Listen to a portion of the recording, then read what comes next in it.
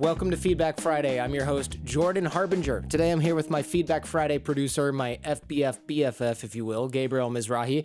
On the Jordan Harbinger Show, we decode the stories, secrets, and skills of the world's most brilliant people and turn their wisdom into practical advice that you can use to impact your own life and those around you. We want to help you see the matrix when it comes to how these amazing people think and behave.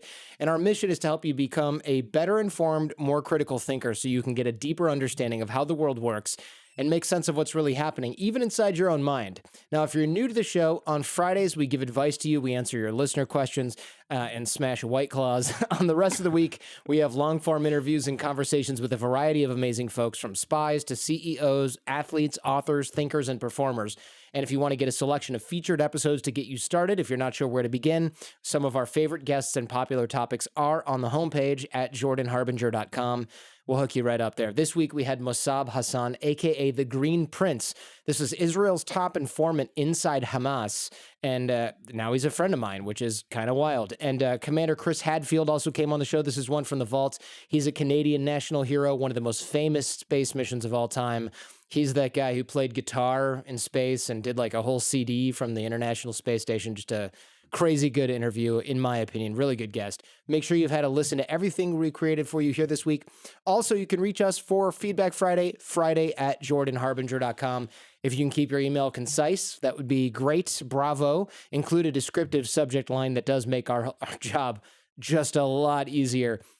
A lot of people have been writing in, by the way, lately and saying, man, 2020 is the worst year ever. Things have never been this bad. Between COVID and the economy and global warming and murder hornets, literally everything horrible happening right now. No country has been spared. China's flooding, etc. We're definitely living in some kind of apocalyptic breakdown. But are things actually worse than they've ever been? Is this actually true? And Gabriel, we found this National Geographic article this week, and I was maybe not surprised because I read Steven Pinker's book a long time ago, but the answer is not exactly. Basically, this article explains that, yes, we definitely feel worse about the present and the future than we did before. And yes, there are definitely ways in which 2020 is objectively terrible, not going to lie, but our feelings about this moment might not all be attributed to the fact that things are truly getting worse. They can also be attributed to several cognitive biases that are messing with our perception of the world. And as you know, we did a whole show on bias a couple weeks back with Dr. Jennifer Eberhardt. For one thing, when people are struggling with their mental health, for example, they've lost their jobs, they're under lockdown for months on end, that type of stress increases the likelihood that they're going to see the world through the lens of negativity and a negativity bias. Everything starts to look terrible. And then we seek out more information that just confirms how terrible things actually are. And before you know it, things are looking the worst and feeling the worst that they've ever been. And on top of that, research shows that people in Western cultures, like you and me and a lot of people listening, we already have a tendency to interpret present events negatively while preferring the past. This is very normal. It happens with every generation. That's why your parents and grandparents talk about how great it was when they were kids, etc. One researcher in this Nat Geo article, which we'll link in the show notes, he put it this way: we're judging the past on its greatest hits, but we judge the present on everything we have here available. And everything we have available right now is not good. Then you add in the news and the social media on top of that, and you got this perfect storm. Open up Twitter, open up CNN.com, bam. Every sad, horrible, disturbing thing that's happening in the world right now is right there in the palm of your hand. So you're not out playing with your friends and ignoring news. You're hearing about horrible things happening in China. You're hearing about horrible things happening all over the country. Of course, the present seems hopeless. Meanwhile, in the past, we forgot most of the details except for the highlights. We don't talk about it nearly as much. That just becomes a happy memory, a set of feelings. I mean, how great does 2019 seem right now? And do you remember how crappy we said 2019 was, 2018? I looked at a text message the other day from a friend I haven't talked to in a while. It was from 2018, Gabriel, and I said something like, 2018's been like 5 years long. I remember 2018 being great, but it's one of the most stressful years of my life. Like, objectively, it was one of the most stressful years of my life. Absolutely. Compared to 2020, it's like a walk in the freaking park. Yeah.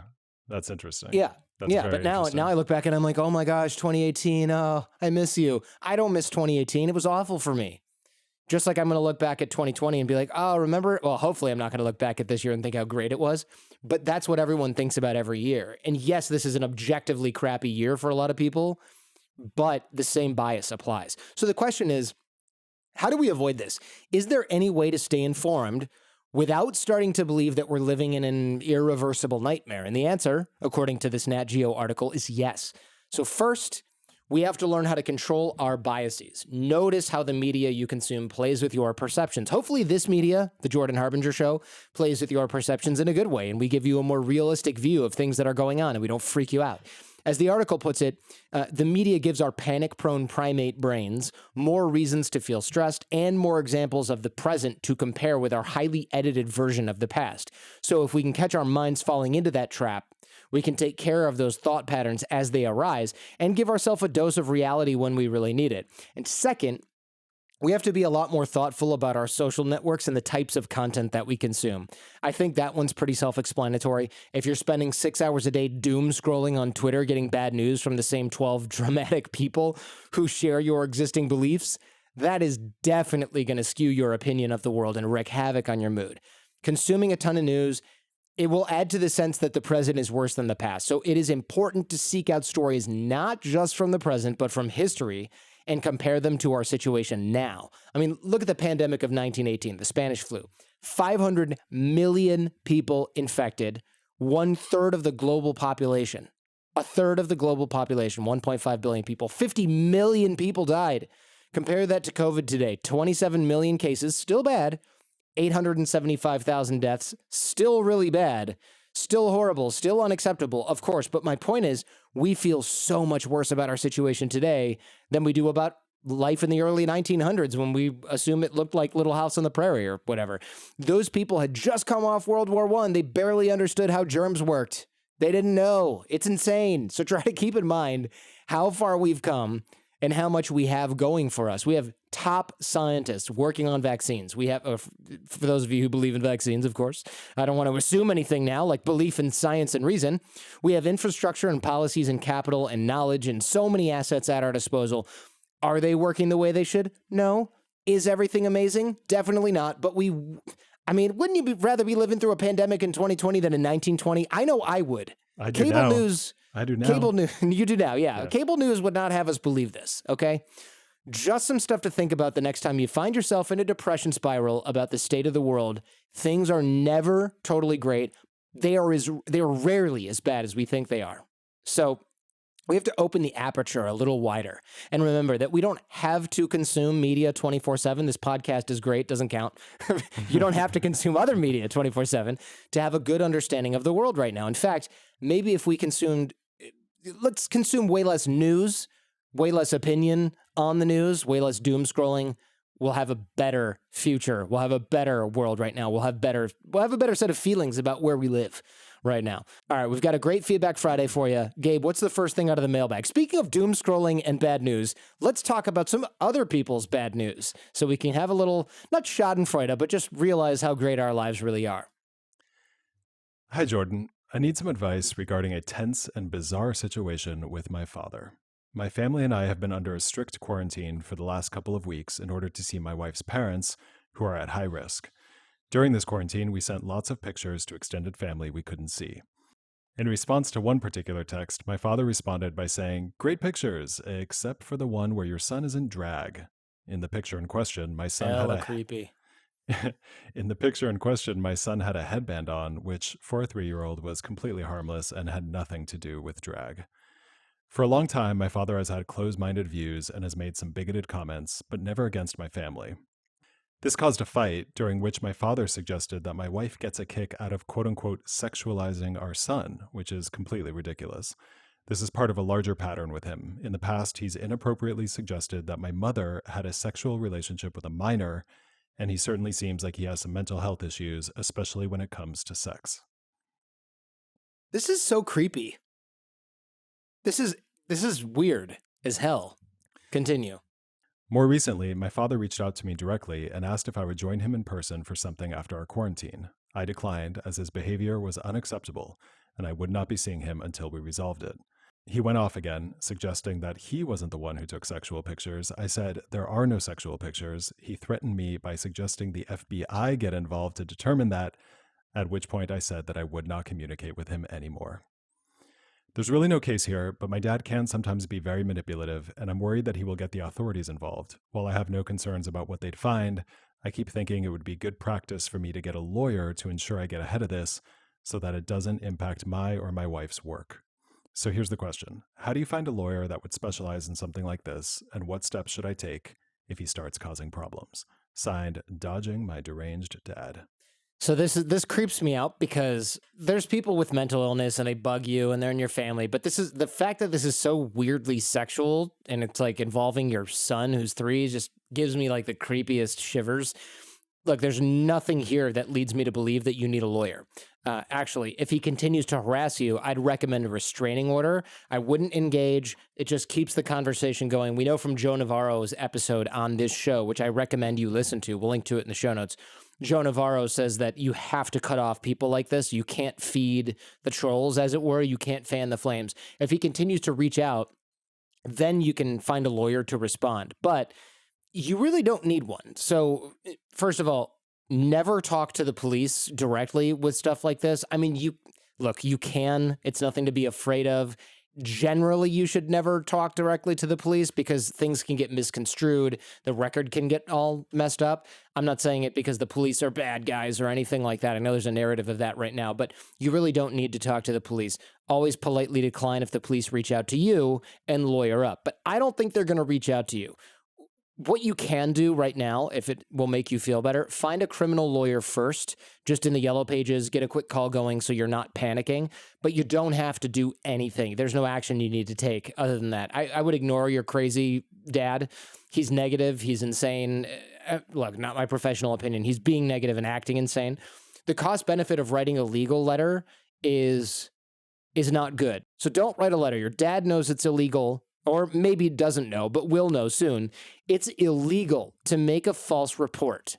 So unless he's batshit crazy, he's not going to make a false report to law enforcement.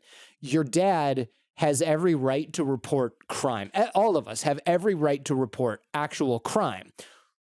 The reason you shouldn't write a letter is law enforcement doesn't like to hear someone was threatened not to report. You don't want to have anything that looks like, if you report this, I'm going to sue you and I'm going to make you sorry. Law enforcement, the courts don't like anything that looks like the threat of prosecution to get someone to be quiet. It'll look like you're threatening someone for reporting a crime or threatening to report an actual crime. If you do write a letter, if you just must do this, your lawyer has ethical considerations to take into account. He can reference 18 USC 1001, which essentially says, hey, if you make a false statement to a federal agent, it's 5 to 8 years in federal prison. That's the code. That's the section of the U.S. code where they get people where they can't really nail them to anything, but they can catch them on lying to the FBI. They'll get you for that. It's an easy case to prove because you basically have to just prove one false statement, and then they can say, hey, Your Honor, we strongly suspect this person's up to no good. They're doing a lot of stuff. It's going to be really tough and expensive to get all the evidence. Let's get them on 1 or 2 counts of lying to the FBI, and they'll either cooperate, plead out, whatever. So you don't really want to feed the trolls, and you don't really want to get on the offensive here. But look, it sounds like your dad has some stuff going on. Age might be making it worse. I want to acknowledge that this might be really painful for you when a parent is suffering like this. It sounds like he might even have some sexual trauma of his own. It can be really upsetting. I get the sense from your letter that you're really angry with your dad, but you're also worried, you're confused. You might even be pretty scared about what's going on with your dad. I certainly would be, and I feel for you because of that. I can also tell you that you really want to protect your kid. I don't think that's a surprise to anyone. I still don't think a lawyer needs to be involved at this point. If there's really nothing going on here, you have no reason to worry if the FBI ever does call you or come to your house. Maybe make sure you're not keeping any weed around or something if you think they're going to roll up. But honestly, the FBI is not going to cart you off because you got some sticky icky in your kitchen drawer. They're not going to take your son away if they don't find anything threatening or harmful to him. And I just want to reassure you here.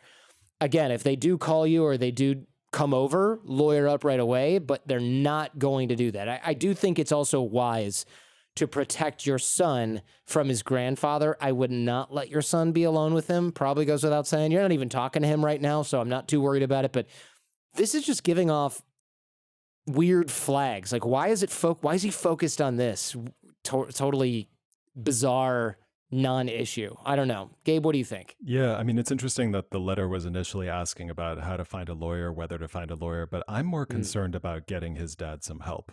I think. He sounds a little paranoid. He sounds vaguely delusional, if that's fair to say. I wonder if it's gotten worse with age, as you point out. As you age, your frontal lobe deteriorates, as we all know, and your executive functioning starts to go, right? That's why when you have like a crazy uncle at Thanksgiving dinner who can't control every opinion that occurs to him, he just has to like get it out. That might explain his lack of judgment, his lack of self-censoring when it comes to some of these more disturbing thoughts. If he's willing, could you get him a psych eval or a medical workup, just a basic medical workup? I think that would give both you and your dad some more information to work with, because if there is something there, something that would explain some of this behavior, it would be much easier to talk about, and it would be a lot more productive to bring up with him than just saying, hey, Dad, you're freaking me out with this crazy sex talk. Like, stop it, or I'm not going to let you come into my house or whatever. By the way, is your mom still alive? Is she still involved in the family? Could she be part of the solution? If she is, that would be really helpful so you don't have to shoulder this alone. You haven't mentioned her, so maybe she's not in the picture, but just wanted to call that out. Jordan, I'm curious to know, what's the truly upsetting thing here? Is it that his dad is becoming unhinged, or is it that he's judging this guy, or is it that he's forcing his son's sexual identity into some kind of box, and shaming both him and his son for it, even though it sounds like it's really not about that at all? Yeah, it's just creepy, weird stuff. Like, why? Look, Gabe, if I see a picture of a kid and he's wearing mom's lipstick and a wig, I don't think your son's dressed in drag. I think like, oh, that's funny. Yeah, he's playing. He's playing around. Yeah, he's playing make believe and he's having fun. Yeah, yeah. I don't think like, oh, your son is a young gay man at age 3. Like, it doesn't. That's weird. That's a weird conclusion. That's unhealthy and not. It's bizarre. It's not right. It's not something that normal people conclude from looking at things like that. And that wasn't even what we're looking at. The kid was wearing a bandana. Exactly. Like, just a complete ridiculous, illogical leap from one thing to another to like a weird sexuality thing. That's it. That's what's freaking me out about this. Yeah, I mean, initially I was going to chalk it up to a generational divide or a cultural divide. You're a grandfather who comes from a different time and very hyper masculine, very rigid. You see a boy putting on lipstick or wearing a headband, you assume that something weird is going on. But then he said that there was all this other stuff going on where he's made some bigoted comments and he's sort of talked about sexual stuff. He's accused the mom of having sex with a minor. I wonder how that played out. Yeah, also a minor, like not you're having an affair, you're also having sex with a minor. Like, right. It's almost what's your as obsession with minors, like with young people and sex? There's an obsession going on here that seems to be projecting out a lot of concerns that he has inside himself. And I don't mean to put him in a chair. That's a little unfair, but I'm just noticing a little bit of a pattern in this letter about this guy sort of pointing his finger at a lot of other people for things that they're not even doing, but that are very real inside his own mind. So I would get clear on what you want to protect your son from. It sounds like it's about protecting him emotionally from your dad. If he's around him and the dad says something hurtful or inappropriate or just like totally off the reservation and way before he should even be bringing that stuff up with him. At least for now, that's the issue. So how can you manage those boundaries? How can you manage those expectations with your dad to keep your son protected? I think that's what we're really talking about. That could be limiting time that he spends with him. It could be not letting him be alone with your son when he comes over, if he comes over. Or it could be saying something like, I want you to spend time with your grandson. I want to be in your life, but I'm really concerned about your health and I want you to see a doctor first, and trying to get him some help.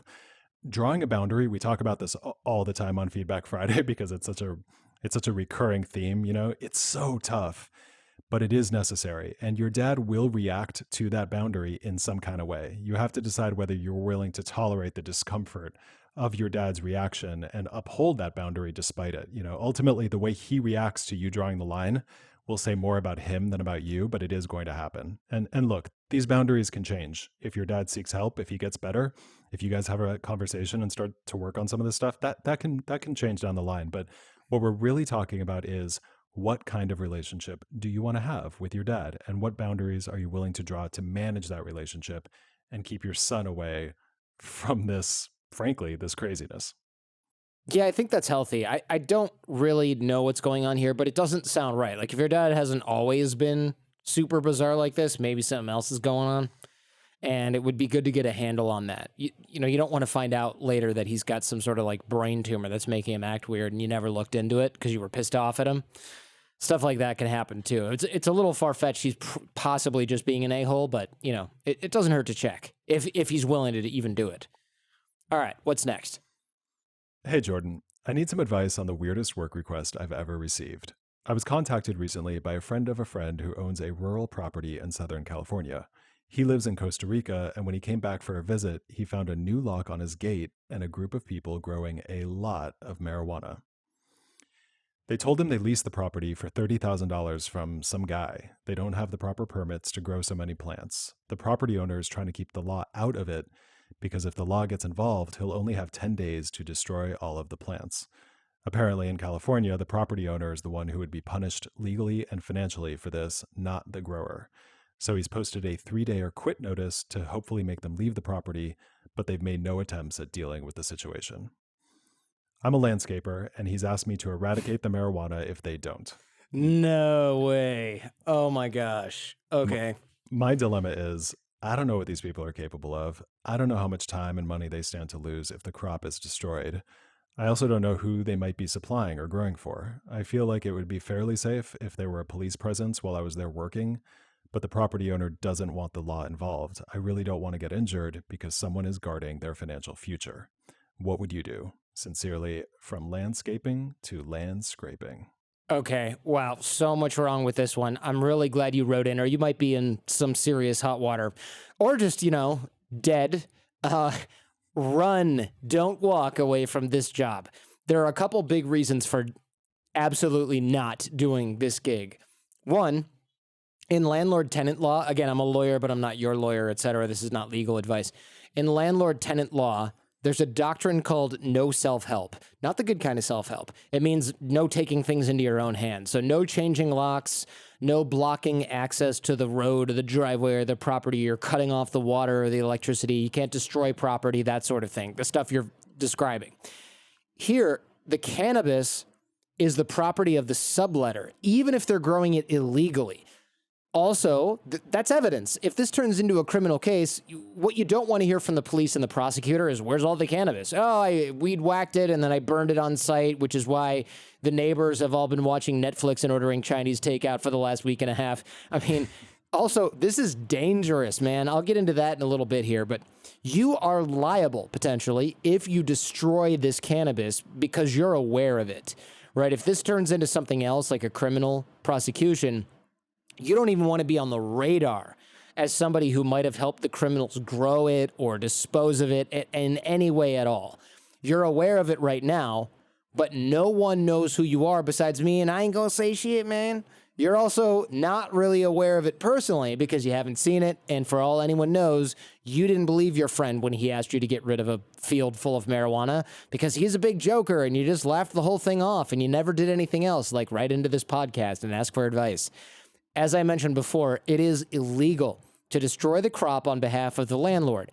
You are supposed to go through law enforcement and the courts for things like this. There is no sort of self-defense doctrine or anything in landlord-tenant law. The self-help is strictly prohibited in pretty much every instance. Also, man, this could be a cartel operation. Yes, it's Southern California. Yes, things are legalized here.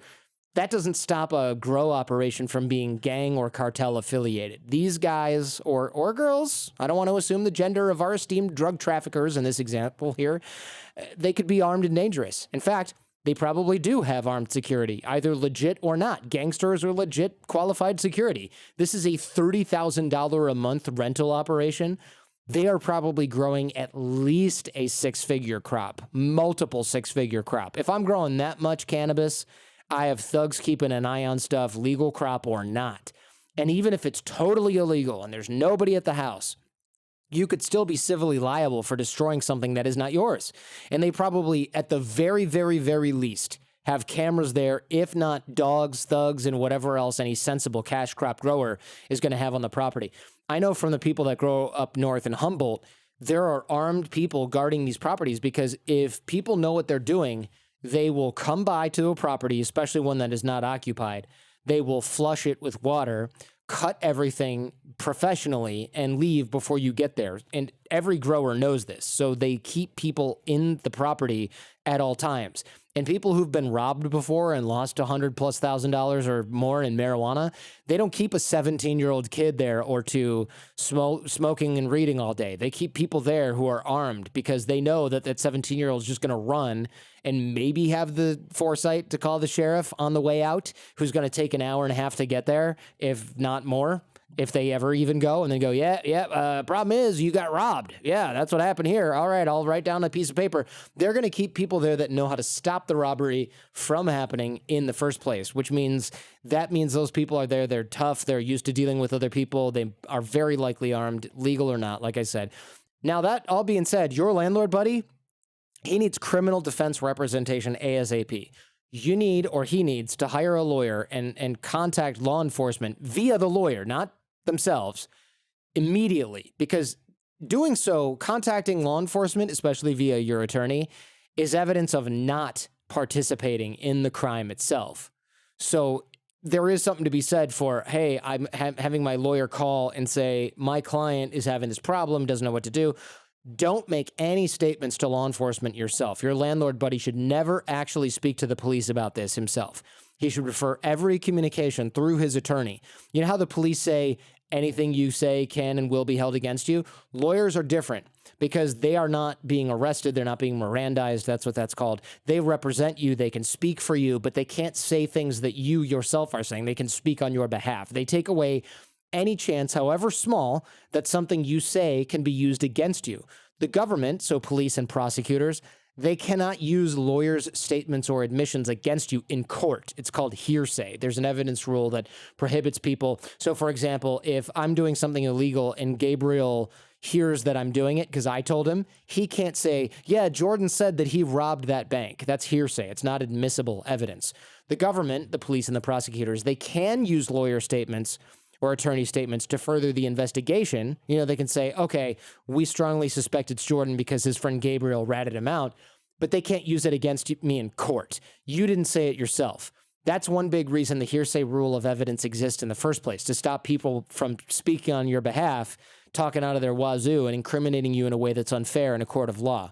Another reason that your landlord buddy needs a lawyer, possibly also a landlord-tenant lawyer, not just a criminal lawyer, is because the official tenant, the legal tenant who allowed the sublease in the first place, he's also in violation of the lease and of the law, and I'm sure multiple provisions of that lease as well. You and your landlord buddy need to document everything that's going on, everything that you're doing, from when you discovered the crime to calling the attorney, what you know, what you don't know, what you're not sure, what you're speculating, what you've seen for yourself. Show this info to the lawyer.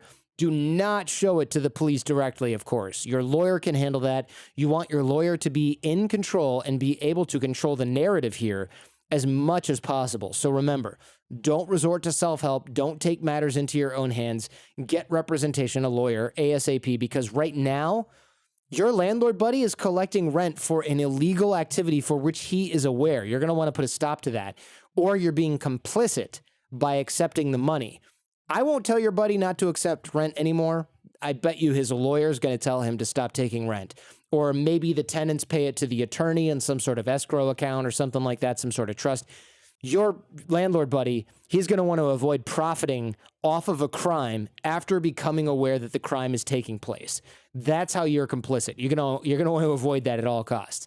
Thanks to Mark Sedlender of Mancini Shank Law Firm down in LA for his help with this one. You might even want to have your landlord buddy contact Mancini Shank. They're pretty good at what they do. These are friends of mine. They've been in business for a long time. We'll link to them in the show notes. This is a problem for which you need a lawyer to be ahead of it, not reacting to it. And you certainly don't want to destroy drug dealers' crops on your own just to try and take matters into your own hands. That's the worst possible idea. All right, Gabe, what's next? Hey guys, I'm 33 years old and legally blind. It's not great.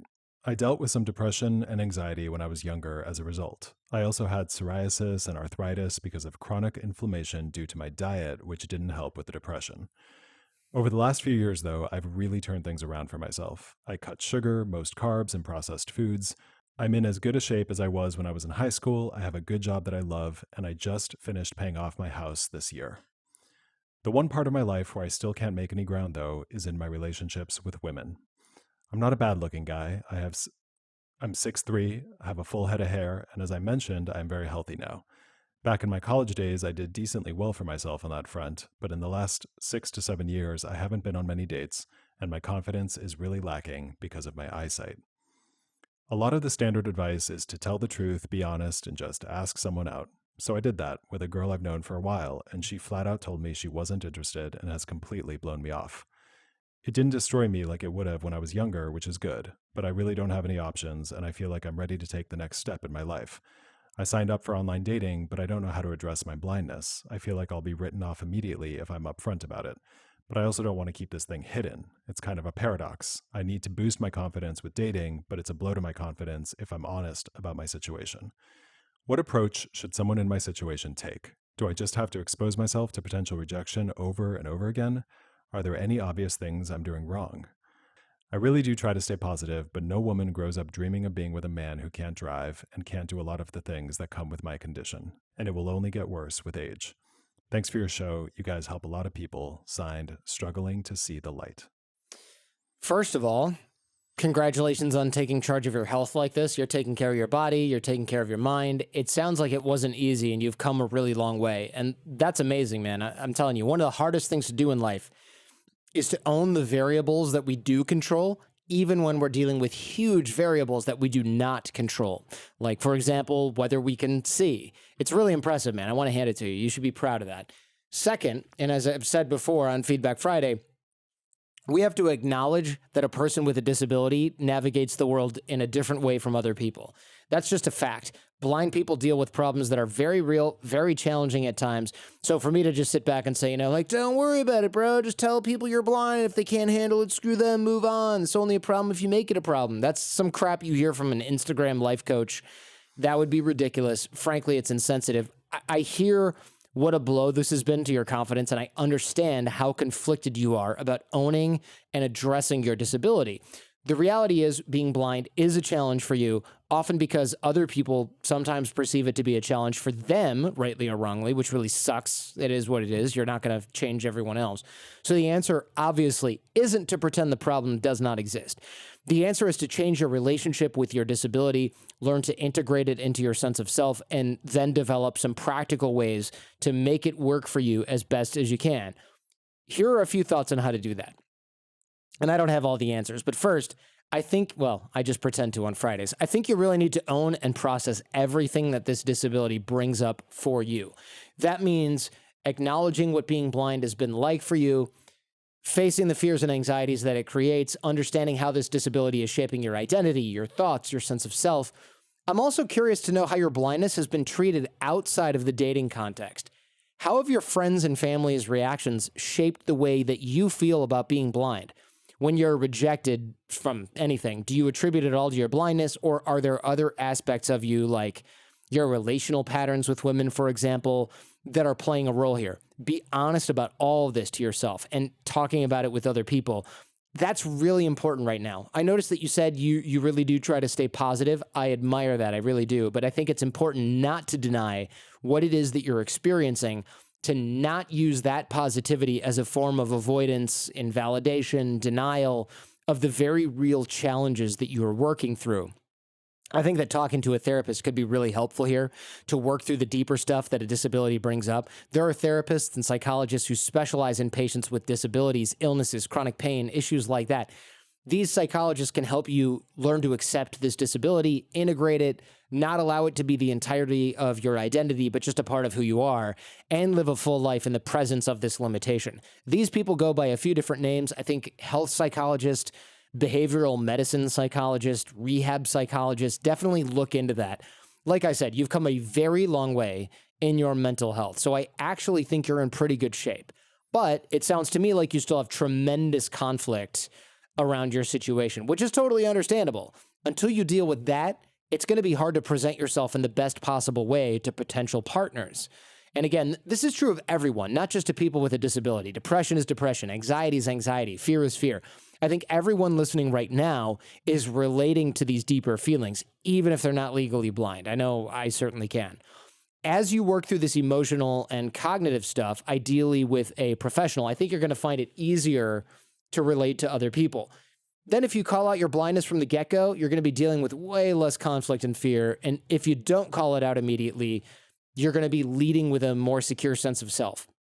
So this catch-22 you're caught in, do I keep it a secret, build my confidence, or do I tell people and hurt my confidence? A lot of that's going to be resolved by how you feel about yourself and how you approach your disability. Maybe rejection won't be as painful. Maybe people won't reject you as often because you're approaching them more authentically. I hate that word. Every time I say it, I just want to slap myself in the face. Also, I wonder if you've tried dating other blind people. Maybe a dumb question. That's got to remove a lot of the challenges of dating a sighted person, but I also know that you probably want to be able to date lots of different people. I get it. I don't think you need to limit yourself. Reminds me of kind of a funny story. I spotted a friend of mine, this is years ago, I spotted a friend of mine in Vegas and I said, "Hey, what are you doing here? I'm going out to brunch." And he's like, "Yeah, I'm eating brunch here too." And I said, why don't we eat together, man? What's going on?" He goes, "Oh, I'm with the group." And I go, "Oh, okay, no problem." And he saw that I was kind of feeling like, "Oh, well, okay, you're with your cool friends." And he goes, "All right, here's the thing. I'm at a herpes dating club. We're having brunch. Can you're welcome to join us. Maybe don't mention it's a herpes dating club." And I was like, "Oh, sure." And it totally makes sense, right? People who have herpes have to kind of be careful who they're dating because it's contagious. Genital herpes is, oral herpes is too.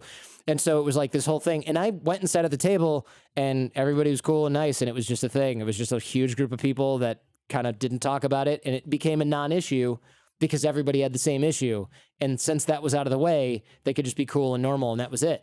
So not that you have something that's contagious or is like, but look, there's an unfair stigma on being both blind and having herpes, I think. And that is an unfair stigma. My friend, by the way, he got it because his ex-wife, cheated on him with somebody. She got it and gave it to him.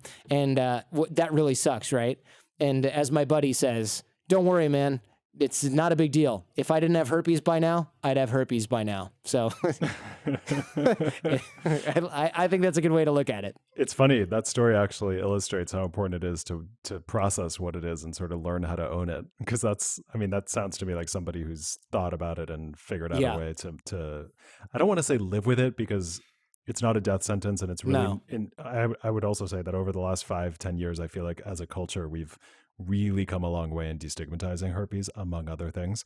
But like the fact that he could sort of joke about it in that way speaks to the fact that he probably processed a lot of the feelings he had around it, especially given how he got it.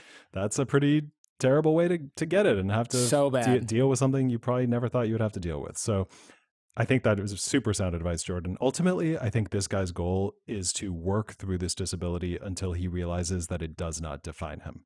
Yes, it will always affect him, sometimes in major ways, sometimes in ways that are painful because other people's feelings and biases and preferences can be hurtful, let's be honest. But that doesn't mean that blindness is you. You have blindness, but that doesn't mean that all you are is a blind person. You're a person who has a lot to offer other people. I really feel that from your letter. You have a serious commitment to growing as a human being. I love that. Like you said, you have a full head of hair. Awesome. The more you can work on the issues surrounding the blindness, the more I think you can get out of your own way and share yourself with other people. All right, what's next? Hey, Jays. I've always been the kind of person who cannot stay focused in class-type settings, meetings, and conversations, though you wouldn't know it with my performance and my grades. Now with digital media, I'm loving the increased speed you can listen to things. I now find myself devouring books, podcasts, and YouTube videos at 3x speeds. Here's the problem, though. I cannot listen to people talk unless they speak quickly and get to the point. If they don't, I find myself crawling out of my skin and getting highly frustrated. I know this is my problem, and I do try to actively stop, but then I find myself thinking ahead of the conversation instead of being present. I think I project the frustration onto other people when in reality I'm frustrated at myself. In case you're wondering, I grew up in Florida, currently live in New England, and I am in my mid-40s. I'm not on any medication or substances besides a few drinks now and again. Should I stop listening to things at faster speeds? How can I fix this? Signed, Stymied by Slow Talkin' Saps. Well, it's good to know you're not on any medication or substances, because that would have been my first guess. It does sound to me like there's a neurological component to this. Might be worth a consult with a psychiatrist to possibly diagnose. Also, worth at least a few sessions with a therapist to find out if there are any other causes. You've probably already done this, but certainly to explore the feelings of anger and frustration and the struggle to be present. I wonder if maybe you struggle to click in because you are avoiding certain feelings of being connected to somebody, or if you're preoccupied by other feelings you might not even be consciously aware of. I could also be overthinking this. I also did some digging into the fast-talking states, like the United States of America and each individual state. As you might imagine, the slowest talkers tend to be in the South. Mississippi, slowest talking state in the Union. The fastest talking state is actually Oregon. I thought it was going to be New York, but it's Oregon, followed by Minnesota, Massachusetts, and Kansas, which I didn't see coming. Florida, where you're from, is actually 17th. So definitely towards the top of the fast-talking list. California, by comparison, is right in the middle at 23, which explains why I get so frustrated with people. I typically talk at 2x. For a lot of people that listen to podcasts at 2x, they usually tank it down to 1.5. I take that as a compliment. That means you're probably listening to this podcast at 1.5 or even 2 right now. So upbringing might have something to do with it, but it sounds like there's a little more to it than that. I'm also like this. Like I said, it's tough. I find myself getting impatient with friends and family. It can be really hard for me to focus. I sometimes snap at people when they're slow. If they can't finish a sentence, it really irks me. I find myself almost wanting to just clap and be like, hello. It doesn't do me any favors. It never works for me. And, I find that distractions like this, it's like a workout for your focus. You just have to keep bringing yourself back to it. It doesn't make it any easier, but it does get easier over time. Gabe, since I've already proven myself bad at this exact same thing, I'm curious what you have to say about getting impatient during a conversation. Interesting. I didn't know that you struggled with this as much as you do, although I do know that you listen to books at like 5x Yeah, speed. I listen at 3x, 2.5x, depending on the book. Yeah. That's wild. Well, I do think that you're right. This guy could practice by catching himself drifting and bring his attention back to the conversation at hand, the present moment. This Boring. Speed it up, Gabe. It is a form of, everyday meditation, right? Just like noticing your thoughts starting to wander, bringing them back, but in everyday contexts, in everyday conversation. I wonder if listening to things at slower or normal speeds would help sort of retrain his brain, if that's even possible, see if that helps. But I don't think the podcast speed thing is causing this. It sounds to me like it was sort of there before that, and this just made it possible for him to indulge the desire for everything to go by faster. Honestly, dude, listening to a book at 1x, there's a special place in. If I go to hell, it's going to be a place where I'm listening to audiobooks at 1x and they're like, "Hi, thanks for buying our audiobook from Kindle. We hope you." I'm immediately like, speak faster. I get like really irked by that. Especially with self-help books, right? When there's like a word from our publisher. Oh, okay, like I don't care what your publisher has to say. Really don't care. If he's going to say it at 3x. I do think it would be smart to see a psychiatrist or a doctor to find out if there is some kind of medical diagnosis. Talk to a therapist, yes. Deeper other causes, feelings that it brings up. Even if you can't fix the underlying thing, you can learn how to cope with it and figure out why this gets you so riled up. Like, that's what I would be most interested in. I do think that anybody in this situation could choose to be a little more patient and a little more kind when people are talking slower than they'd like. I know you're mentally punching me in the head right now, dude, for saying that, but it is true. Expecting the world to conform to your precise needs at every moment is irrational. And let's be honest, looking at you, Jordan, kind of narcissistic. A little bit narcissistic, yeah. Chop, chop, Gabe. Let's go.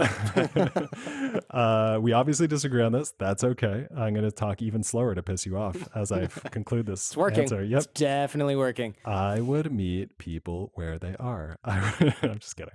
I would try to appreciate that, the way other people communicate, even if it's not exactly how you prefer to be spoken to. And remember that they might be just as frustrated by you not listening to them as you are frustrated by them not talking faster. That's a pretty good point. I had not thought about people being as frustrated with me being like, I can actually check my email in between your words because you're so slow. That had not occurred to me that other people, speaking of narcissistic, it never occurred to me how other people perceive this particular situation. I love when somebody writes in with a letter that you could have written to us to try to dissect, but I do. Maybe I am. But you know what? Stymied by slow talking saps. You might be. It sounds like you are. It sounds like you might be right now. But I also think that this guy's not alone. And the fact that we can listen to things faster does not help. I mean, it's training us to be able to listen to things the way we want as opposed to the way other people intended us to listen to them. That's a problem.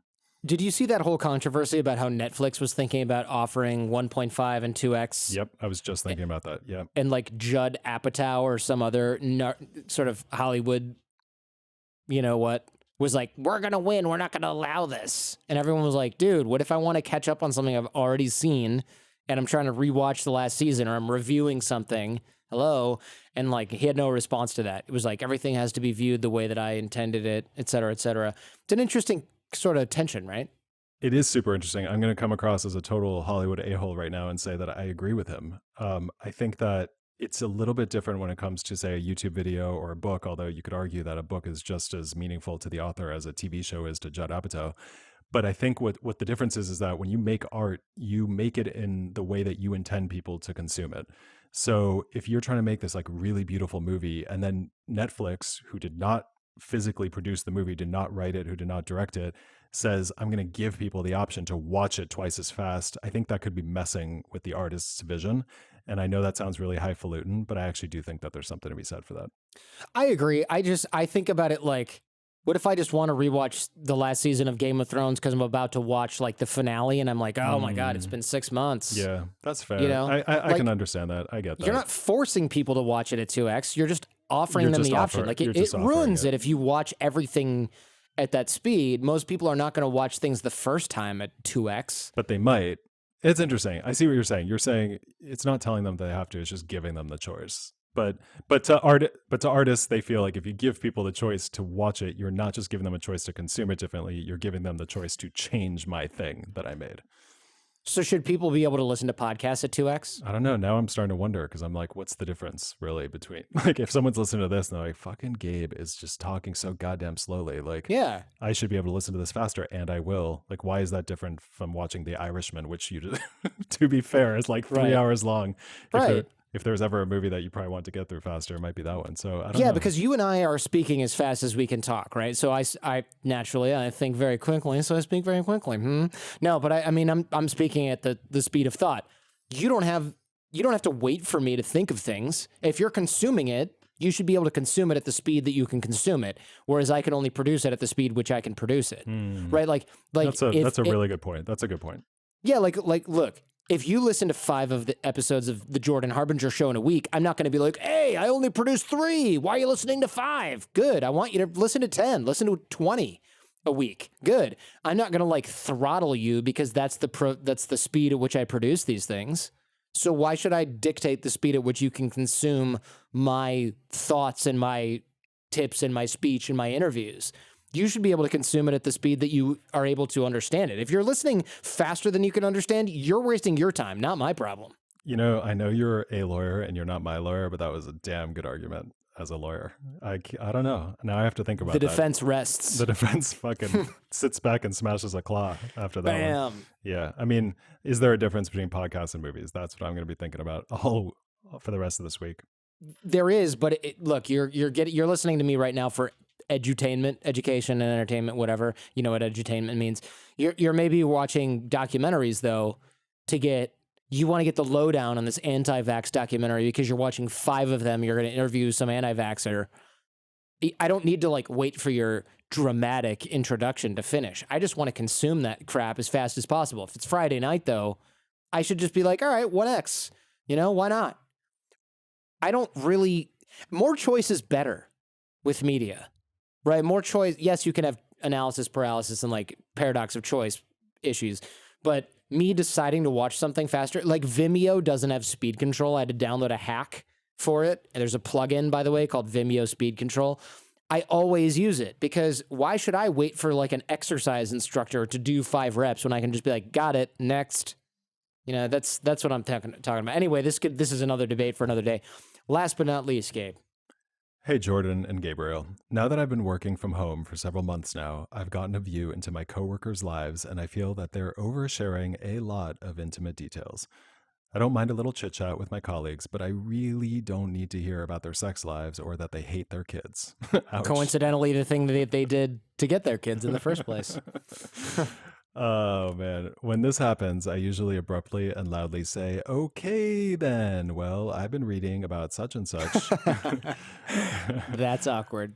I know metallurgists. I get that's... Metallurgist? Metallurgist? Metallurgist? Metallurgist? How do you... I think it's metallurgust. You think it's metallurgist? I think that's it's just my... I think it's metallurgist. Really? Let's quickly settle this debate. Yeah. I'm going to play it. Hang on. Let's hear it. I bet it's both. Metallurgy. Metallurgy. Metallurgy. So I think it's Yeah, metallurgist. Well, it might be metallurgy and metallurgist. Fuck, I shouldn't have Googled metallurgy. Do you want me to try No. metallurgist? Yeah. Okay, hang on. Wait, I did, and it took me there. Okay, that's why. Merriam-Webster. I like the way they sound. Okay.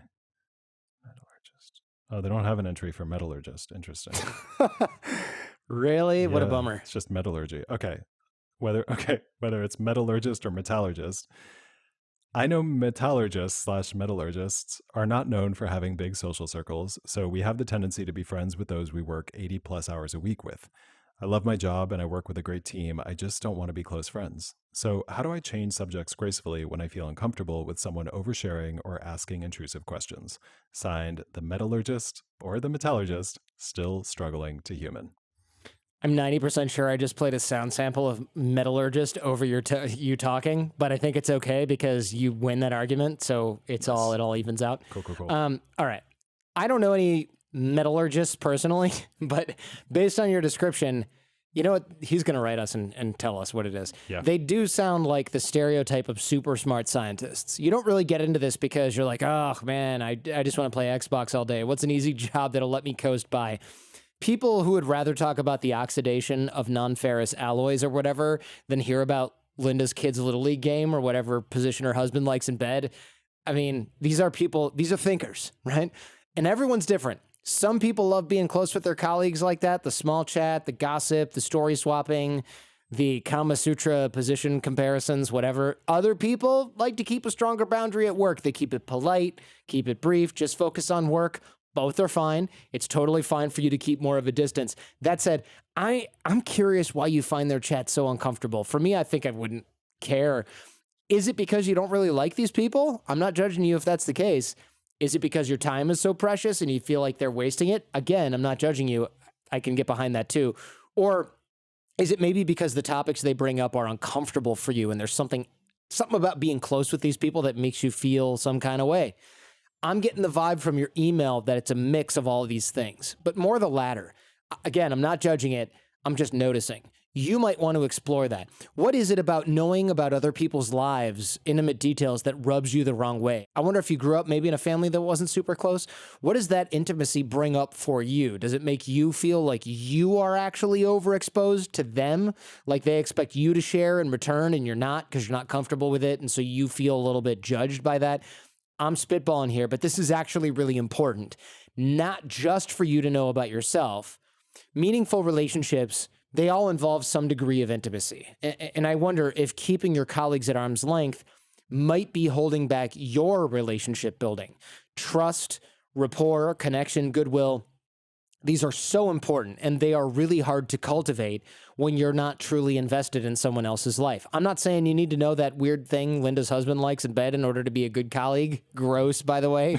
But I do wonder if you're cutting these conversations off before a real relationship can begin and these people are feeling a little rejected. Gabe, any idea how he can politely deal with this? You know that sort of tact is not my usual strong suit. Fair enough, but I do think you are dead on. I was wondering the exact same thing. I was like, I don't know if I want to hear about the husband stuff or the wife stuff. Like, I get it. You don't want to hear sex stuff at like 8:45 in the morning. Like, look, I'm an evening sex person. I don't need to hear this right now. Keep it for the happy hour when I'm yeah. When we're done with the non-ferrous alloys or whatever the hell that was. Yeah. But I did wonder what was kind of going on beneath that. But look, if this is the way that he or she wants to relate to colleagues, fair enough. So to answer your question, how do you change subjects gracefully when you feel uncomfortable? I don't know. I would set a certain amount of time, let's say 5-10 minutes for that kind of chat, right? You can keep it friendly, keep it light. Don't indulge in gossip or BS if you don't want to be a part of it, but don't reject it either. And just call that your connecting with colleagues time, right? Have a laugh, let them vent, maybe share something you feel safe sharing for you. Gabe, speed it up, man. I'm getting bored over here. Cool. Don't feel self-conscious about the rest of my answer at all. Whatever you feel safe sharing, I don't know. That's probably like, I read a great ebook this weekend. I'm going to give you one line description and we're moving the fuck on. Missionary, huh? So, speaking of I've missions, yeah. I had a great mission the other day. I went to the supermarket. I don't know what you talk about. And then, you just say after that, okay, I've got a ton of stuff to get through today. So if it's cool with you, let's get down to these manganese chromium alloys or whatever, Yeah. As you can tell, Jordan and I have a supreme command of what metallurgy Yeah, involves. we're pretty limited, and it's oxidation and corrosion is kind of where we leave things. Yeah, alloys, I think, pretty much covers all of it, I would Alloys. say. For all we know, she's probably like making pots and pans for restoration hardware or something. I don't know. Anyway, if they do ask you intrusive questions, you can always just say, I don't have much going on in that department, right? I'm pretty boring these days. Sorry. Or you can just shut it down straight up. Like, that's totally your right. Who knows? Maybe you just work with a bunch of gossipy, annoying a-holes and it's time to start looking for another job. Totally possible. But I don't know. I think the answer here is a happy medium between keeping these people at a distance and oversharing yourself. So learn to open up a little bit more, be willing to connect when people reach out, but define that boundary for yourself, as long as that boundary is not getting in the way of you building good relationships. It seems like there's maybe more going on. I mean, unless the writer here, Gabe, is closed off because these people really aren't her speed, that's fine. But I hope that she or he have good close friends that do talk about this kind of stuff and that they share it. Look, if these are your boundaries and you never want to talk about that, that's fine. I'm not judging you. But I think especially right now where everyone's stuck working from home, a little horseplay on a Zoom call, it's kind of a nice little relief, don't you think? Yeah, I agree. Like, it would be different if, if it would be different if he or she has like a husband or wife at home they get to talk to every night, and two best friends who get together like 3 times a week, like getting these relationships nurtured and fulfilled somewhere else. And then with these people, it's like, can we just talk about the pots and pans, please? Like, I don't need to hear about everything else. That's a little bit of a different scenario. But even then, don't you want to like have some relationship with your colleagues in the middle of the workday? Don't you want to be able to connect with people? Avoid that Zoom death that everybody's going through in the pandemic? I would, certainly. So I think that's a good point. All right. Well, thank you very much, Gabe. Hope you all enjoyed that. I want to thank everyone that wrote in this week. Go back and check out The Green Prince, Masab Hassan, and Commander Chris Hadfield if you haven't yet. If you want to know how I managed to book all these great guests, it's about the systems and the tiny habits that I use in building relationships. Please do check out our 6-minute networking course, which is free. That's over on the Thinkific platform at jordanharbinger.com/course. Everyone, when I write to them, they'll write to me like, hey, love the show, just want to say hi. And I'm like, hey, how's 6-minute networking going? Well, now that you're asking me, I'll do it. Just do it. Why do I have to bug all you guys? Come on. Dig the well before you get thirsty. I wish I knew this stuff 20 years ago. This has been a life-changing thing for me. Find it all for free at jordanharbinger.com/course. A link to the show notes for this episode can be found at jordanharbinger.com. Transcripts in the show notes. There's a video of this interview on our YouTube channel at jordanharbinger.com/YouTube. I'm at Jordan Harbinger on Twitter and Instagram. You can also hit me on LinkedIn. This show is created in association with Podcast One and my amazing team. That's Jen Harbinger, Jay Sanderson, Robert Fogarty, Ian Baird, Millie Ocampo, Josh Ballard, and of course, Gabriel Mizrahi. Keep sending in those questions to friday@jordanharbinger.com. Our advice and opinions and those of our guests are their own. I'm a lawyer, not your lawyer. Do your own research before implementing anything you hear on the show, and retain counsel if you think you need to. Remember, we rise by lifting others. Share the show with those you love. And if you found this episode useful, somebody else needs this kind of advice, share this episode with somebody who can use the advice we gave here today. In the meantime, do your best to apply what you hear on the show so you can live what you listen. And we'll see you next time.